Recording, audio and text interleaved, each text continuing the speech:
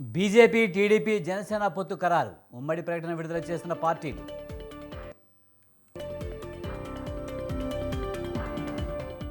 ఈ నెల 17న TDP, Janasena, BJP సభ. హాజరు కానున్న ప్రధాని మోదీ.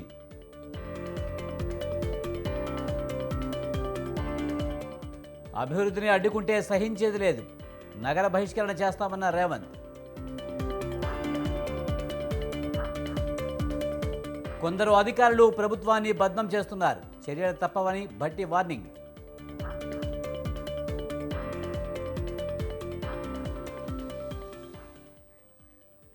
కాంగ్రెస్ లక్ష్యం కుటుంబ ప్రయోజనాలే. దేశాన్ని ప్రగతి పథాన్ని నడిపించేది బీజేపీ అన్న అమిత్ షా.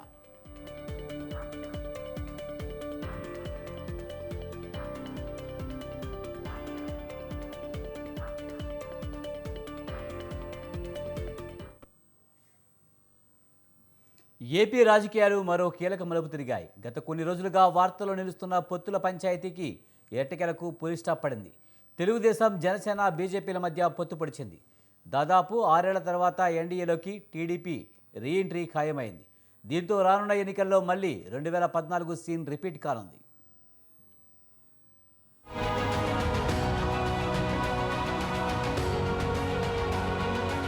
ఏపీ రాజకీయాల్లో కీలక మలుపు చోటు చేసుకుంది. రానున్న ఎన్నికల్లో కలిసి పనిచేయాలని బీజేపీ, టీడీపీ, జనసేన నిర్ణయించాయి. బీజేపీ అగ్రనేతలు అమిత్ షా, జేపీ నడ్డాతో చంద్రబాబు, పవన్ కళ్యాణ్ దాదాపు గంట పాటు చర్చలు జరిపారు. మొత్తం 175 అసెంబ్లీ, 25 లోక్సభ స్థానాలకు గాను బీజేపీ, జనసేన కలిసి 30 అసెంబ్లీ, 8 లోక్సభ స్థానాల్లో పోటీ చేయాలని నిర్ణయించినట్లు తెలుస్తోంది. బీజేపీకి 6 అసెంబ్లీ, 5 లోక్సభ స్థానాలు ఇచ్చేందుకు చంద్రబాబు అంగీకరించినట్లు సమాచారం. ఇక జనసేన విషయానికి వస్తే ఆ పార్టీ 24 అసెంబ్లీ, 3 లోక్సభ స్థానాల్లో పోటీ చేయనున్నట్లు తెలుస్తోంది.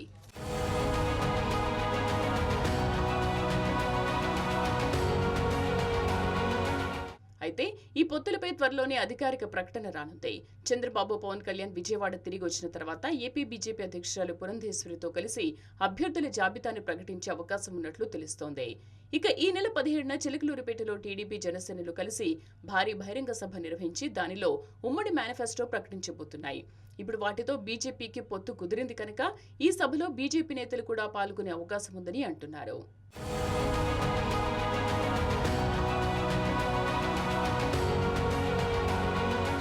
వచ్చే ఎన్నికల్లో ఎన్డీఏ కూటమి తరఫున 400కు పైగా సీట్లు సాధించి కేంద్రంలో బలమైన ప్రభుత్వం ఏర్పాటు చేయాలని లక్ష్యంగా పెట్టుకున్న ప్రధాని మోదీ దాన్ని సాధించడానికి ఎన్డీఏ పూర్వ మిత్రపక్షాలన్నింటినీ ఆహ్వానిస్తున్నారు.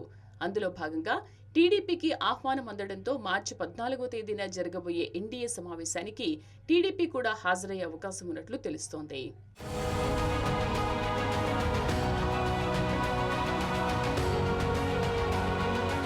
టీడీపీ, జనసేన, బీజేపీ మధ్య పొత్తు కుదిరిందని 3 పార్టీలు కలిసి పోటీ చేయాలని నిర్ణయించాలని టీడీపీ నేత కనకమెడల రవీంద్రకుమార్ చెప్పారు. పార్టీల బలాబలాల మేరకు పోటీ చేసే స్థానాలను త్వరలో నిర్ణయించనున్నట్లు తెలిపారు. బీజేపీతో పొత్తు అధికారం కోసం కాదని రాష్ట్ర భవిష్యత్తు కోసమేనని కనకమెడల స్పష్టం చేశారు. ప్రభుత్వ వ్యతిరేక ఓటు చీలకూడదన్నదే ప్రధాన ఉద్దేశ్యమని తెలిపారు. BJP high command our party national president Chandrababu Naidu గారు had a meeting with Amit Shah and Nadda ji along with Pawan Kalyan. Telugudesam is joining in NDA and also Janasena is a part of already NDA and they came to understand to contest with the alliance of all the 3 parties in the state of Andhra Pradesh in the ensuing election 2024. 3 parties will issue a joint statement in this connection. There is a clear-cut understanding. They have discussed at length all the issues and our party is joining in NDA. And also, we will decide, all the parties have decided together, contest with alliance in the state of Andhra Pradesh in coming 2024 election. మొత్తానికి ఎన్నికల వేళ AP రాజకీయాల్లో కీలక పరిణామం చోటు చేసుకుంది. అధికార YCP ఓటమి లక్ష్యంగా ప్రతిపక్షాలు ఎన్నికలకు రెడీ అవుతున్నాయి. వైసీపీ మాత్రం ఒంటరిగానే పోటీ చేస్తామని, సంక్షేమ పథకాలే పార్టీని గెలిపిస్తాయని చెబుతోంది. మరి రానున్న ఎన్నికల్లో ప్రజలు ఎవరికి పట్టం కడతారో అనేది తేలాలంటే ఎన్నికల ఫలితాల వరకు వేచి చూడాలి.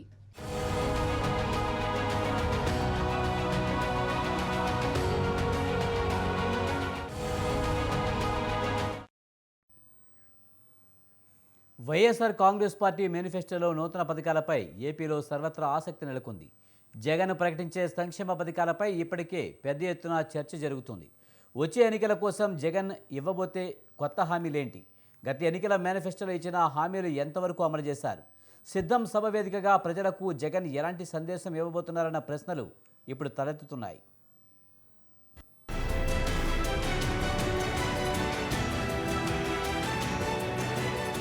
వైఎస్ఆర్ కాంగ్రెస్ పార్టీ అధినేత జగన్మోహన్ రెడ్డి సిద్ధం పేరుతో కార్యకర్తలతో భారీ బహిరంగ సభలు నిర్వహిస్తున్నారు.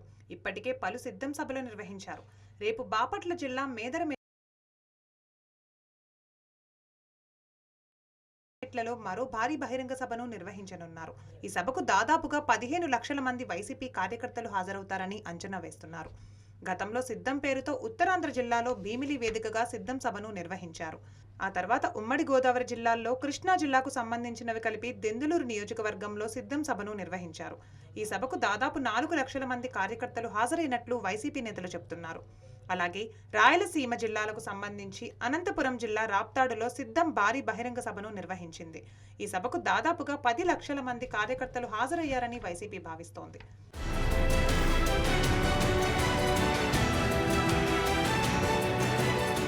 అలాగే రేపు జరగబోయే సిద్ధం సభకు దాదాపుగా 15 లక్షల మంది కార్యకర్తలు వస్తారని వైసీపీ నేతలు అంచనా వేస్తున్నారు. అందుకు తగ్గట్లుగా పార్టీ సీనియర్ నేత విజయసాయిరెడ్డి ఆధ్వర్యంలో ఏర్పాట్లు చేస్తున్నారు. ఉమ్మడి గుంటూరు, ప్రకాశం, నెల్లూరు జిల్లాలకు చెందిన వైసీపీ కార్యకర్తలు ఈ సభకు హాజరవుతున్నారు.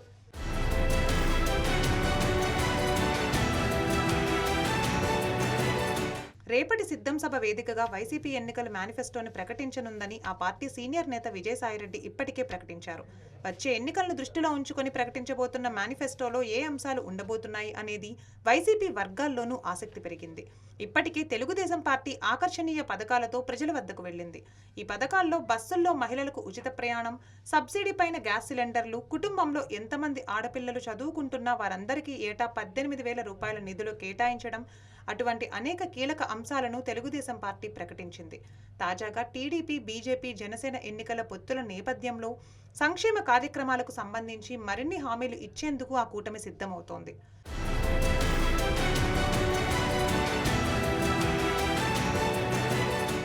టీడీపీ ఎన్నికల మేనిఫెస్టో కంటే మరింత సంక్షేమం అందించేలా వైఎస్ఆర్ కాంగ్రెస్ పార్టీ మేనిఫెస్టో ఉండే అవకాశం ఉందని వైసీపీ వర్గాలు అభిప్రాయపడుతున్నాయి. వైసీపీ మేనిఫెస్టోలో ప్రధానంగా సామాజిక పెన్షన్ల పెంపుకు సంబంధించిన కీలక ప్రకటన ఉండే అవకాశం ఉన్నట్లు వైసీపీ నేతలు చెబుతున్నారు. ఈ పెన్షన్లను 5,000 వరకు పెంచుకుంటూ వెళ్తామని జగన్ హామీ ఇచ్చే అవకాశం ఉందని ప్రచారం జరుగుతోంది. అలాగే డ్వాక్రా రైతు రుణమాఫీ వంటి అంశాలపైన కూడా ప్రకటన చేసే అవకాశం ఉందనే తీవ్ర చర్చ జరుగుతోంది. అలాగే ప్రతి ఏటా 4 గ్యాస్ సిలిండర్లు మహిళలకు ఉచితంగా ఇచ్చే అంశంపైన ఎన్నికల మేనిఫెస్టోలో జగన్ ప్రకటన చేసే ఛాన్స్ ఉందని వాదనలు బలంగా వినిపిస్తున్నాయి.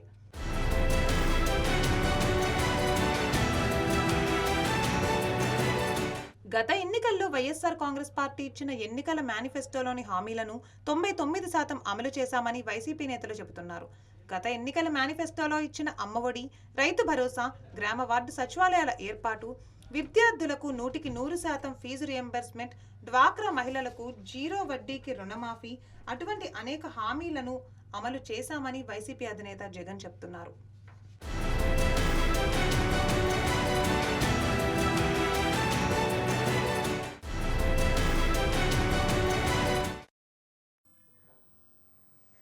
కడపలో మండే ఎండలతో పాటు పొలిటికల్ హీట్ పెరిగింది. కడపలో పాగా వేయాలని ఇప్పటికే టీడీపీ, జనసేన విస్తృతంగా ప్రయత్నం చేస్తోంది. గత 6 పర్యాయాలు అంటే 1994 నుంచి 2019 వరకు కడపలో మైనార్టీ వర్గానికి చెందిన వారు ఎమ్మెల్యేలుగా కొనసాగుతున్నారు. 1994-99లో టీడీపీ నుంచి డాక్టర్ ఖలీల్ భాషా, 2004-9లలో కాంగ్రెస్ నుంచి అహ్మదుల్లా, 2014-19లో వైసీపీ నుంచి అంజద్ బాషా గెలుపొందారు. ప్రస్తుత ఎమ్మెల్యే అంజద్ బాషా సీఎం జగన్కు అత్యంత సన్నిహితుడు అవడంతో మైనార్టీ కోటాలో అంజద్ బాషాకు డిప్యూటీ సీఎం, మైనార్టీ శాఖ మంత్రి అయ్యారు. అనూహ్య రీతిలో చంద్రబాబు రెడ్డెప్పగారి మాదివిరెడ్డి మహిళను కడప అసెంబ్లీ ఎమ్మెల్యే అభ్యర్థిగా ప్రకటించారు. రానున్న ఎన్నికల్లో కడప గడపలో ఓటర్లు ఎవరి వైపు నిలుస్తారన్నది ఇప్పుడు పెద్ద చర్చగా మారింది.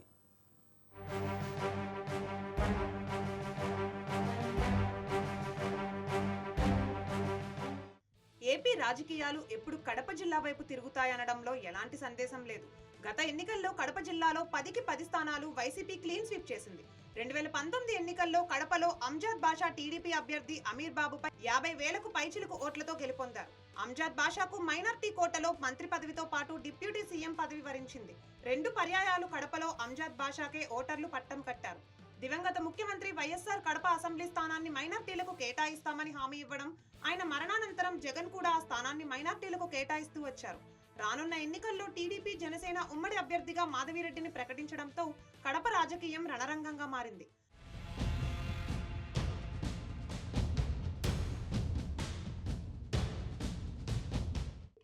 టీడీపీ పొలిట్ బ్యూరో సభ్యులు శ్రీనివాసరెడ్డి సతీమణి మాధవిరెడ్డి కడప ఇన్ఛార్జిగా మాధవిరెడ్డిని ప్రకటించగానే మాధవిరెడ్డి ప్రచారంతో దూసుకువెళ్తోంది.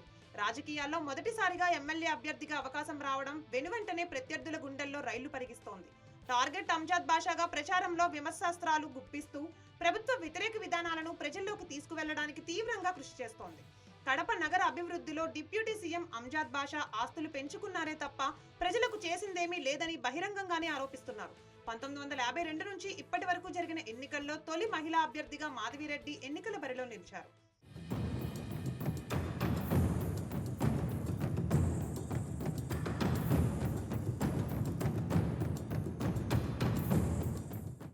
టీడీపీ గెలుపు అవకాశాలు ఉన్నప్పటికీ టీడీపీలో అంతర్గత కలహాలు, వర్గ విభేదాలు కొంతమేర తలనొప్పిగా మారాయి. టీడీపీలో సీనియర్ నాయకులు అలం ఖాన్, పల్లె లక్ష్మీరెడ్డి కుటుంబానికి టికెట్ వస్తుందని భావించి చివరి నిమిషంలో అధిష్టానం మాధవిరెడ్డికి టికెట్ ఖరారు చేయడంతో అసంతృప్తి జ్వాలలు రాజుకున్నాయి. గతంలో ఇన్ఛార్జిగా ఉన్న అమీర్ బాబు, లక్ష్మీరెడ్డి వర్గం మాధవిరెడ్డికి టికెట్ కేటాయించడాన్ని బహిరంగంగానే వ్యతిరేకిస్తున్నారు.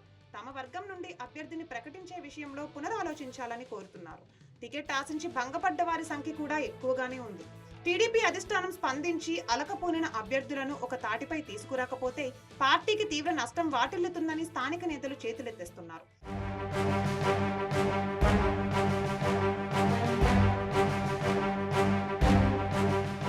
వైసీపీ అభ్యర్థి అంజాద్ బాషా జగన్ ఇచ్చిన సంక్షేమ అభివృద్ధి పథకాలే తమకు శ్రీరామ రక్ష అని, ప్రజలకు ఎప్పుడు అందుబాటులో ఉంటున్న తనకు మరోసారి ప్రజలు గెలిపిస్తారని ధీమాతో ఉన్నారు.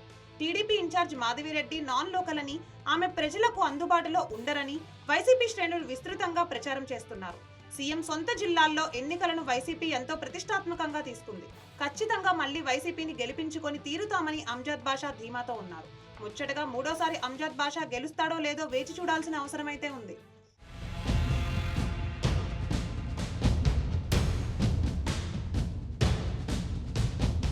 కడప అసెంబ్లీ నియోజకవర్గంలో మైనార్టీలు, బలిజలు ఎక్కువ శాతం ఉండడంతో వారు ఎవరి వైపు మక్కువ చూపిస్తే విజయ అవకాశాలు వారికే ఎక్కువ ఉంటాయి. టీడీపీ జనసేన పొత్తు కలిసి వస్తే విజయ అవకాశాలు ఉంటాయి. ఇప్పటికే టీడీపీ మైనార్టీల వైపు దృష్టి సారించింది. కడప అసెంబ్లీలో ఎన్నికలు మాత్రం హోరాహోరీగా ఉంటాయనడంలో ఎటువంటి సందేహం లేదు. ఈ నేపథ్యంలో కడప ప్రజలు ఎవరికి పట్టం కడతారో వేచి చూడాల్సిందే.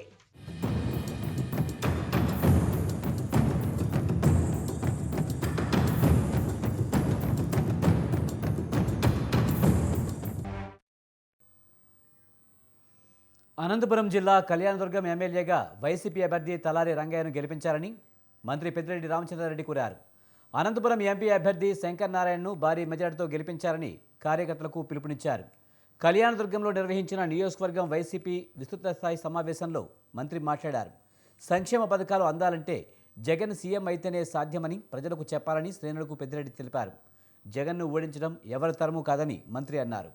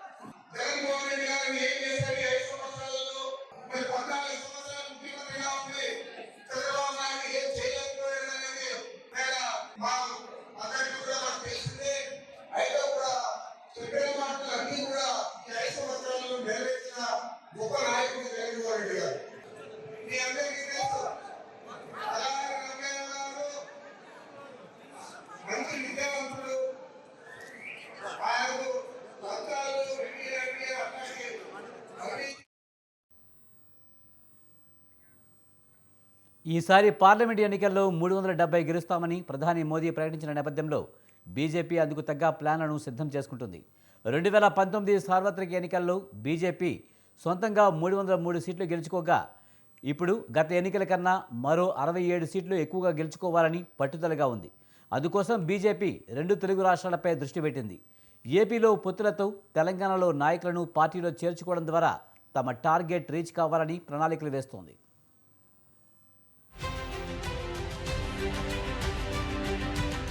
పార్లమెంటు ఎన్నికల్లో 370 సీట్లు గెలవాలని టార్గెట్ పెట్టుకున్న బీజేపీ దక్షిణాదిపై ఫోకస్ పెంచింది. దక్షిణాది రాష్ట్రాలైన తమిళనాడు, కేరళ, కర్ణాటక, ఆంధ్రప్రదేశ్, తెలంగాణలలో మొత్తం 128 లోక్సభ స్థానాలు ఉన్నాయి. వీటిలో బీజేపీ 2019 ఎన్నికలలో 29 స్థానాలు గెలిచింది. కర్ణాటకలోని 28 స్థానాలకు గాను 25 స్థానాలు, తెలంగాణలో 4 స్థానాలను బీజేపీ గెలిచింది. తమిళనాడు, కేరళలో ఆ పార్టీ ఖాతా తెరవలేకపోయింది. ఈ 5 రాష్ట్రాల్లో కర్ణాటకలో మాత్రమే ఆ పార్టీ కొంత బలంగా ఉన్నది. అయితే అక్కడ ప్రస్తుతం కాంగ్రెస్ అధికారంలో ఉండడంతో గతంలో బీజేపీ గెలిచిన 25 స్థానాలు మళ్లీ గెలవడం అసాధ్యమని ఆ పార్టీకి అర్థమైపోయింది. ఎప్పటిలానే కేరళ, తమిళనాడులో ఆ పార్టీ పెద్దగా ప్రభావం చూపకపోవచ్చు. అందుకే మిగిలిన తెలుగు రాష్ట్రాలైన తెలంగాణ, ఆంధ్రప్రదేశ్ల మీద ఆ పార్టీ కేంద్రీకరించి పనిచేస్తున్నది.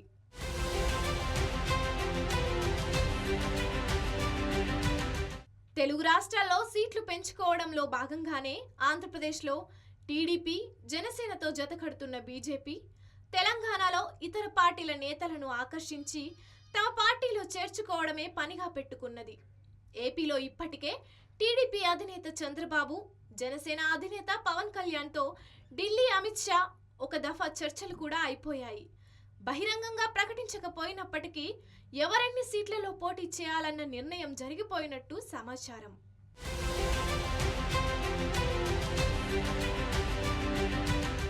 ఇక తెలంగాణలో బీజేపీకి చురుకైన క్యాడర్ ఉన్నప్పటికీ సరైన నాయకులు లేకపోవడం ఆ పార్టీకి నష్టం చేకూర్చే అంశం. అందువల్ల ఆ పార్టీ ఇతర పార్టీల నాయకులను ఆకర్షించడానికి తీవ్ర ప్రయత్నాలు చేస్తున్నది. ప్రస్తుతం అసెంబ్లీ ఎన్నికల్లో ఓటమి పాలై నిస్పృహలో ఉన్న బీఆర్ఎస్ పార్టీ నాయకులపై బీజేపీ కన్ను వేసింది. బీఆర్ఎస్కు చెందిన నగర్ కర్నూలు ఎంపీ పోతుగంటి రాములు, ఆయన కుమారుడు భరత్లు, జహీరాబాద్ ఎంపీ బీబీ పాటిల్లు బీఆర్ఎస్కు రాజీనామా చేసి బీజేపీలో చేరి నాగర్ కర్నూలు నుంచి భరత్, జహీరాబాద్ నుంచి పాటిల్లు పార్లమెంటుకు పోటీ పడుతున్నారు. వీళ్ళిద్దరే కాక బీఆర్ఎస్ నాయకుడు మహబూబాబాద్ మాజీ ఎంపీ సీతారాం నాయక్తో కూడా బీజేపీ రాష్ట్ర అధ్యక్షులు కిషన్ రెడ్డి చర్చలు జరిపారు. రేపో మాపో ఆయన కూడా బీజేపీలో చేరబోతున్నారు. మరోవైపు వరంగల్ జిల్లా బీఆర్ఎస్ అధ్యక్షుడు ఆరూరి రమేష్ కూడా బీజేపీ నాయకులతో టచ్లో ఉన్నారు. ఆయన కూడా త్వరలోనే బీజేపీలో చేరే అవకాశం ఉంది.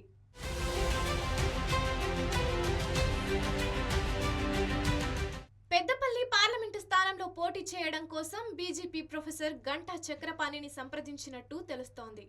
ఆయన తెలంగాణ ఉద్యమంలో చురుకుగా ఉండటమే కాక తెలంగాణ రాష్ట్రం ఏర్పడ్డ తర్వాత మొదటి Telangana state public service commission కు చైర్మన్ గా చేశారు. పూర్వపు కరీంనగర్ జిల్లాకు చెందిన ఈయన ప్రముఖ మేధావిగా గుర్తింపు పొందారు. బీజేపీ ప్రతిపాదనను ఆమోదించడానికి ప్రొఫెసర్ చక్రపాణి మొదట విముఖత వ్యక్తం చేసినప్పటికీ రాష్ట్ర నాయకత్వం అభ్యర్థనను జాతీయ నాయకత్వానికి పంపింది. కేంద్ర నాయకత్వం త్వరలో ప్రొఫెసర్ చక్రపాణితో చర్చలు జరుపుతుందని భావిస్తున్నారు. వీళ్లే కాకుండా బీఆర్ఎస్ కు చెందిన మరో 4 ముఖ్య నేతలతో బీజేపీ చర్చలు జరుపుతుందని తెలుస్తోంది. వారు కూడా పార్లమెంటు ఎన్నికలకు ముందే బీజేపీలో చేరే అవకాశం ఉంది.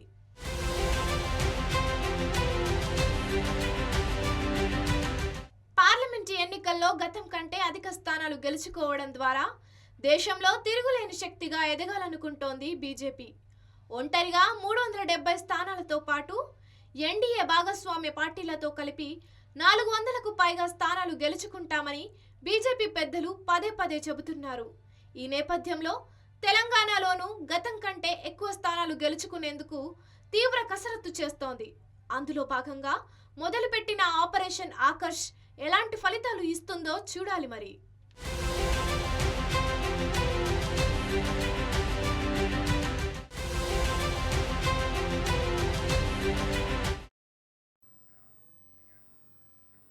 గత ప్రభుత్వం రైతు బంధును 5 నెలల పాటు ఇచ్చిందని తాము అంతకంటే తక్కువ సమయంలోనే అందిస్తున్నామని ఉప ముఖ్యమంత్రి మల్లు భట్టి విక్రమార్క అన్నారు. కొండలు గుట్టలు రోడ్లకు రైతు బంధు ఇవ్వకూడదని నిర్ణయించామన్నారు. ప్రత్యామ్నాయ విద్యుత్ ఉత్పత్తిపై ప్రభుత్వం దృష్టి సారించిందన్నారు. భవిష్యత్తులో తెలంగాణ రాష్ట్రాన్ని ఆదర్శవంతమైన రాష్ట్రంగా తీర్చిదిద్దుతామన్నారు. దేశంలో మారుతున్నటువంటి పరిస్థితులకు అనుగుణంగా అంటే ఆల్టర్నేటివ్ ఎనర్జీ సోలరైజేషన్ కోసం కూడా మేము చేయాలనుకున్నటువంటి విషయాలు వారందరితో చర్చించడం, మాకు కావాల్సిన సహాయ సహకారాలు కూడా వారిని అందించవలసిందిగా కోరటం, వారు కూడా సానుకూలంగా స్పందించారు. భవిష్యత్తులో తెలంగాణ రాష్ట్రాన్ని ఒక ఆదర్శవంతమైనటువంటి రాష్ట్రంగా, ఆల్టర్నేటివ్ ఎనర్జీని అందించేటువంటి గ్రీన్ ఎనర్జీని అందించేటువంటి ఒక అద్భుతమైన ఆదర్శవంతమైన రాష్ట్రంగా తీర్చిదిద్దడానికి కావలసిన ప్రణాళికలన్నీ కూడా తయారు చేసుకుంటున్నాం. కొద్ది రోజుల్లోనే పవర్ పాలసీ సంబంధించి కూడా ప్రకటన చేస్తామని కూడా మీ అందరికీ తెలియజేస్తా ఉన్నాం.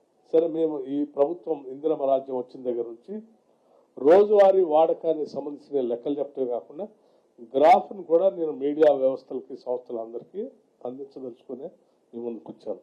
మేము వచ్చిన తర్వాత 2024లో బ్లూ లైన్, 2023 రెడ్ లైన్తో సహా పూర్తి సమాచారాన్ని దీనిపైన తయారు చేశాం. విద్యుత్ సరఫరా చేస్తున్నాం.